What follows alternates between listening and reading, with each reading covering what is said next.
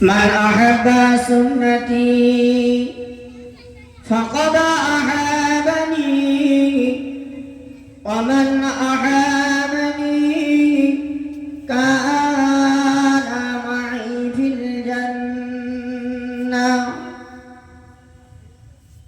وقال الله تعالى في كلام المجيد والفرقان الحميد بسم الله الرحمن الرحيم إن الله وملائكته يصلون على النبي يا أيها الذين آمنوا صلوا عليه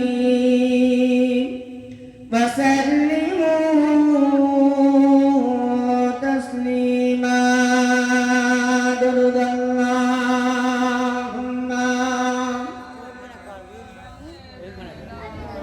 camera ঠিক করতে পারো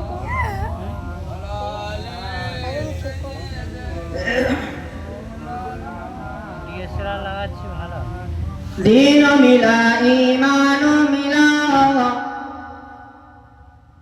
پڑھنے کے لیے قرآن ملا جو کچھ دینے کا تھا سب کچھ دلواز کملی والے نے پڑھ لا الہ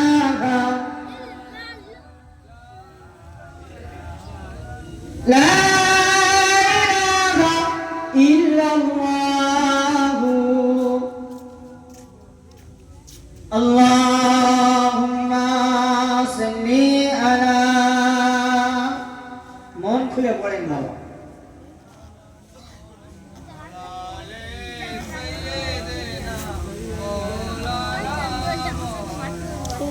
حب أغماده सीने में है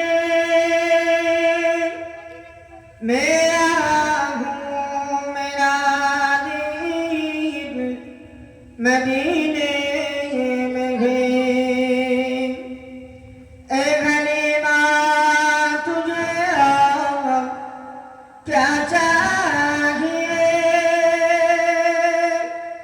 तेरे घर में खुदा का حبيب गया اللهم صل على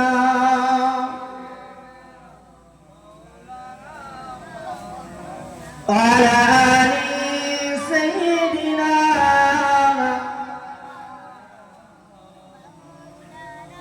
মুআজ্জাজ মুহতারাম মহাসম্মানিত ফুরফুরা শরীফ থেকে মুজাদ্দিদ জামান দাদা হুজুর পীর কিবলা রাহমাতুল্লাহ আলাইহির আওলাদ বলেন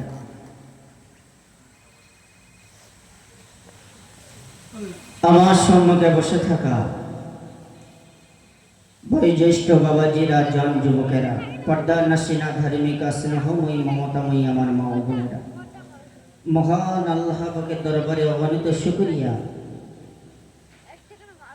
যে আল্লাহ পাক রব্বুল আলামিন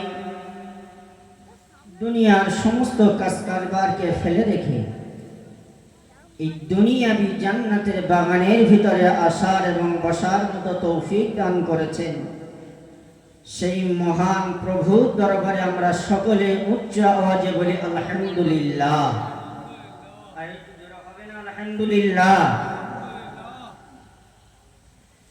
তারপর পরে বিশ্ব নবী জগৎ গুরু জনাবে মুহাম্মদ রাসূলুল্লাহ সাল্লাল্লাহু আলাইহি ওয়াসাল্লামের শানে অগণিত দরুদ ও সালাম আমরা সকলে পড়ি সাল্লাল্লাহু আলাইহি ওয়াসাল্লাম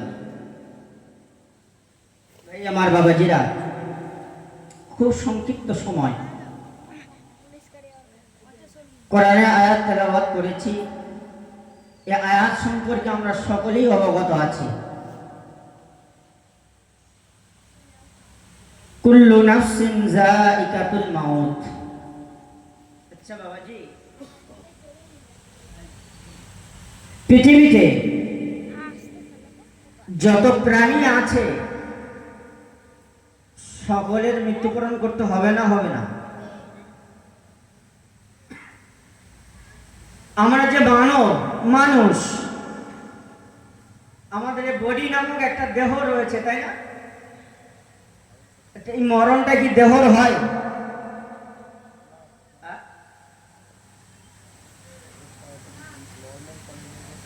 আমাদের রূহ নামক একটা বস্তু আছে না? এই মরণটা কি রুহুর হয়? নফস, আমাদের যে নফস রয়েছে। আজকে মসজিদে আজান হলো, মুয়াজ্জিন সাহেব আজান দিল, আমার নফস বলছে মসজিদে যাই, ইমাম সাহেবের কোরআন তেলাওয়াতটা ভালো, একটু নামাজ আদা করি। কিছুক্ষণের মধ্যে আবার ওই নফস বলছে মুখ থেকে খেলা হচ্ছে, চল না যাই। এরকম হয় না? হয় না? এই নফস, আল্লাহ রাসূল সাল্লাল্লাহু আলাইহি ওয়াসাল্লাম বলছেন, হে পৃথিবীর মনুষ্য জাতিরা, তোমরা শুনে রাখো, জেনে রাখো, আমি রাসূল বলছি, প্রতিটি নফসের মরণের স্বাদ গ্রহণ করতে হবে। আর এই মরণের স্বাদ যে ব্যক্তি গ্রহণ করেছে সে ছাড়া অন্য কেউ বলতে পারবে? বলতে পারবে না। মরণের জাহান্নামী, মরণের জ্বালা, মরণের যন্ত্রণা কতটা হাদিস শরীফের মধ্যে বর্ণনা করা হয়েছে। একটা বকরি, ছাগল জীবিত অবস্থায় তাকে চামড়াটা ছাড়ালে যতটা কষ্ট অনুভব করে, তার চাইতে 70,000 গুণ যন্ত্রণা মরণ যে ব্যক্তির উপরে হয়, ওই ব্যক্তির উপরে মহান আল্লাহ পাকের মালাইকা ফেরেশতা আজরাইল আলাইহিস সালাতু সালাম তার কাছ থেকে জান নামক বস্তুটা ছিনিয়ে নিয়ে চলে যায়। কতটা কষ্ট হয়। নবী ঈসা আলাইহিস সালাতু সালাম জঙ্গলের ভিতরে হাঁটছেন,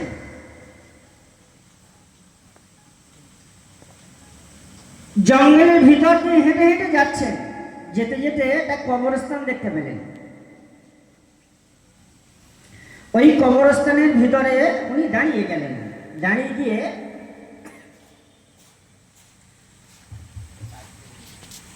ওনার হাতে একটা লাঠি ছিল। লাঠিটা কোন লাঠি জানেন?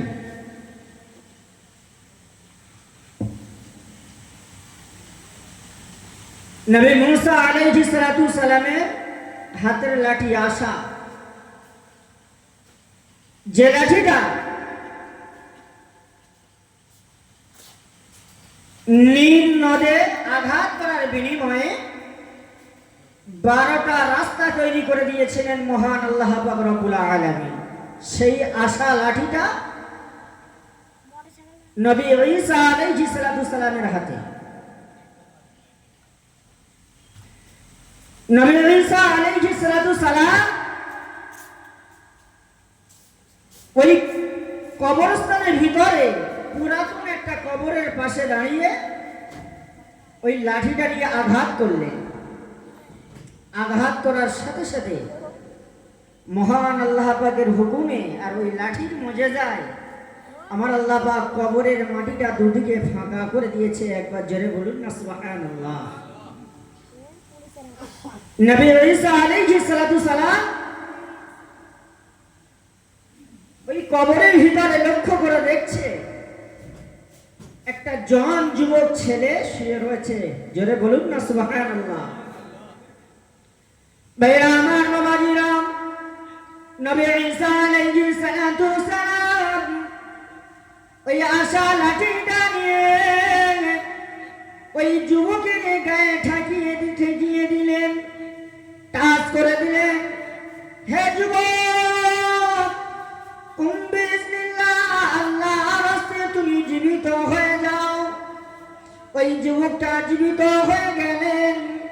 ওই যুবকটা জীবিত হয়ে গিয়ে নবী ঈসা আলাইহিস সালাতু সালামকে সালাম দিলেন। নবী ঈসা আলাইহিস সালাতু সালাম সালামের জবাব দিলেন।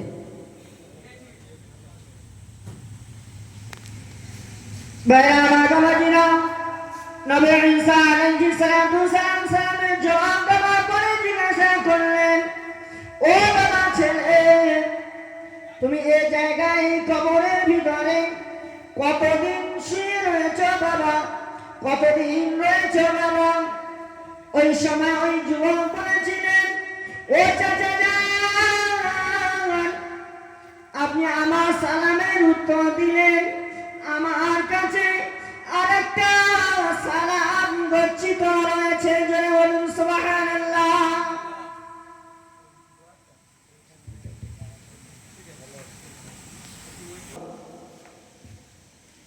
কবরবাসী ওই সময় বলেন, ও আমার চাচা যান, শুনে রাখেন, জেনে রাখেন, আমি অন্য কেউ নয়, আমি হলাম একজন পয়গম্বরের ছেলে, আমি হলাম একজন পয়গম্বরের ছেলে, আমি হলাম একজন নবীর ছেলে। আমার আব্বা জানের নাম হলো হযরতে নূহ আলাইহিস সালাতু সালাম। ও চাচা যান, আমার নাম হলো শাম।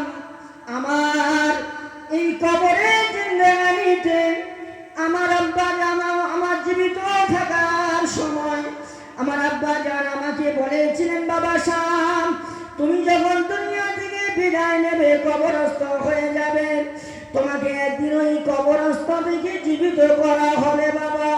ও বাবা শাম, শুনে রাখো, জেনে রাখো বাবা, ওই জীবিত হওয়ার পরে আর তোমাকে মৃত্যুবরণ করানো হবে না।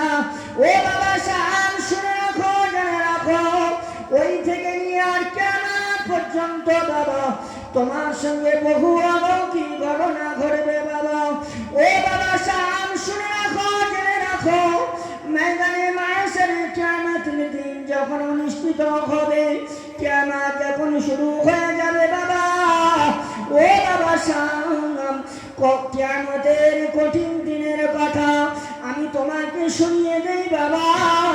শুনে রাখো, জেনে রাখো বাবা, কিয়ামতের দিনটা বড় কঠিন হয়ে যাবে, কিয়ামতের দিনটা বড় ভয়াবহ হবে।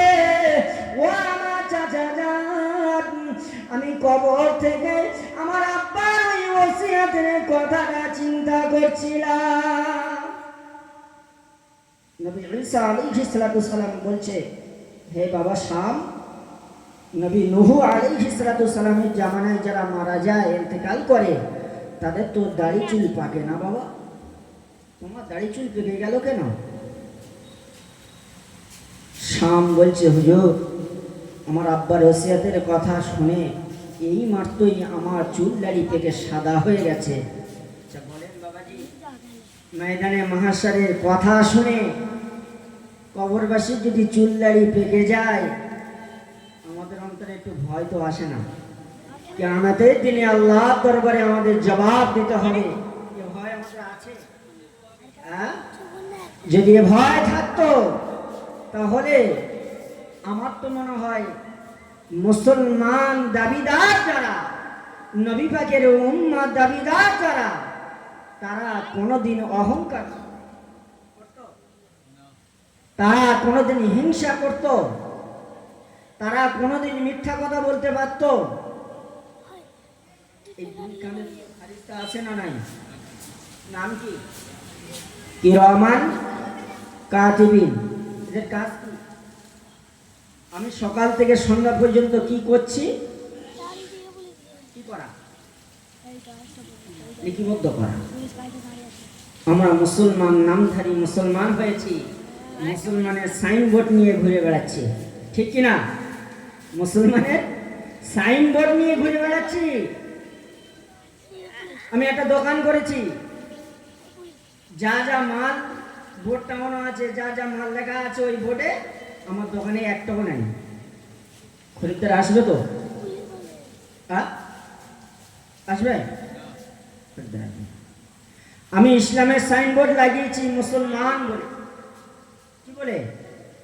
মুসলমান বলে ইসলামের সাইনবোর্ড লাগিয়েছি, কিন্তু আমার কৃতকর্ম হলো নামাজ না পড়া, আমার কাজ হলো মিথ্যা কথা। নারায়ে তাকবীর, নারায়ে তাকবীর, ফুরফুরা শরীফ, ফুরফুরা শরীফ, নারায়ে তাকবীর। আওলাদে মুজাদ্দিদে জামান, আওলাদে মুজাদ্দিদে জামান। আমাদের ভাইজান হুজুর চলে এসেছেন।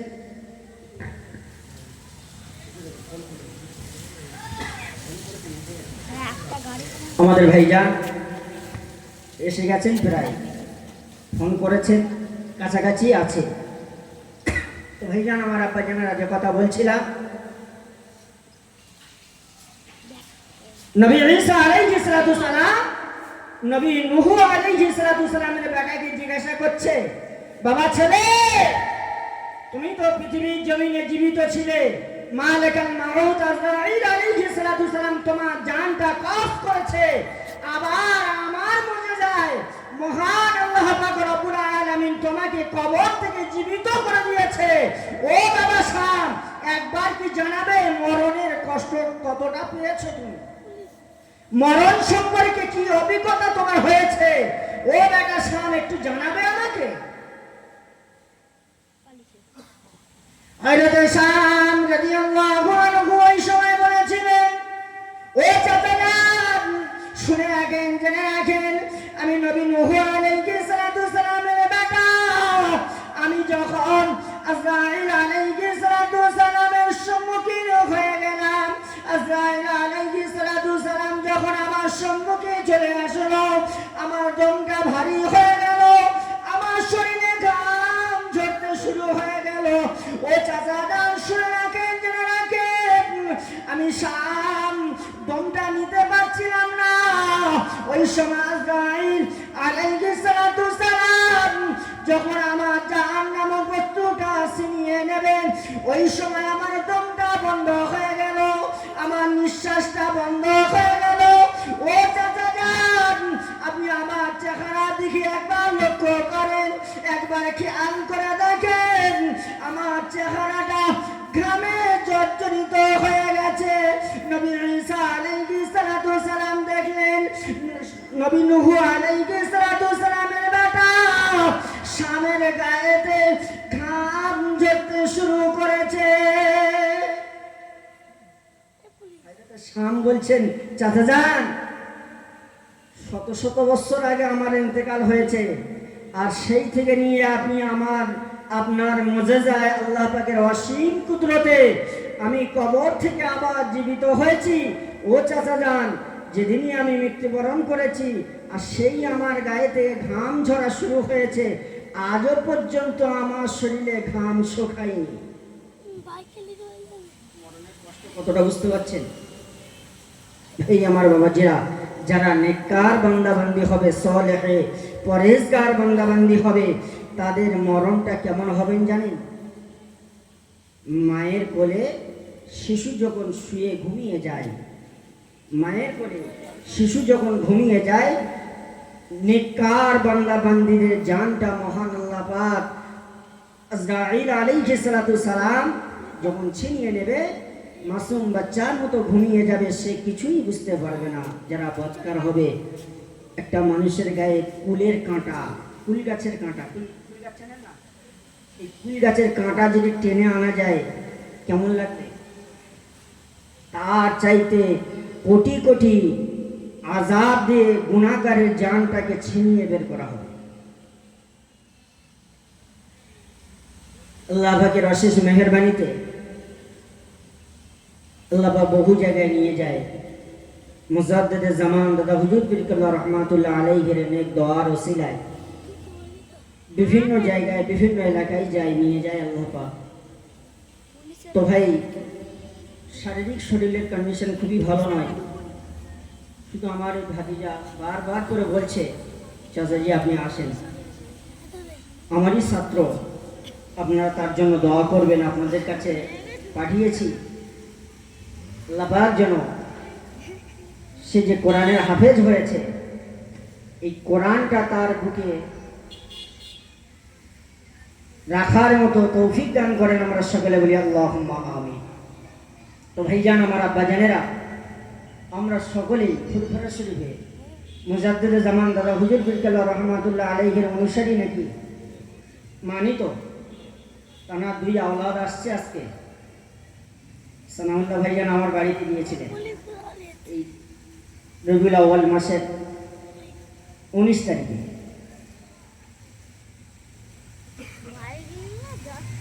তো মহান আল্লাহ পাকের কুদরত, আবার ভাইজানের সঙ্গে দেখা হবে। তো ভাইজান, আমার আব্বাজানেরা, মুজাদ্দিদে জামান দাদা হুজুর পীর কেবলা রহমাতুল্লাহ আলাইহির বাগান, এই বাগান যারা অনুসারী হয়েছে, ঠিক দাদা হুজুর পীর কেবলা রহমাতুল্লাহ আলাইহির আদেশ মতো চলাফেরা করেছে, তারা এক একজন নেককার বান্দা হয়েছে না হয়েছে না?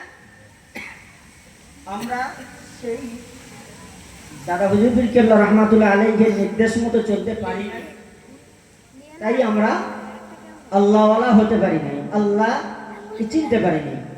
আমরা অতি সত্য কথা, আমরা মুসলমান লাঞ্ছিত বঞ্চিত মার খাচ্ছি কেন বলেন?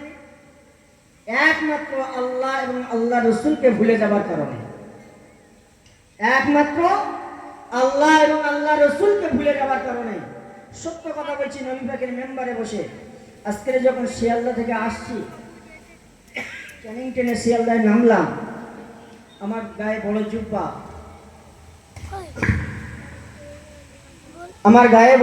রয়েছে।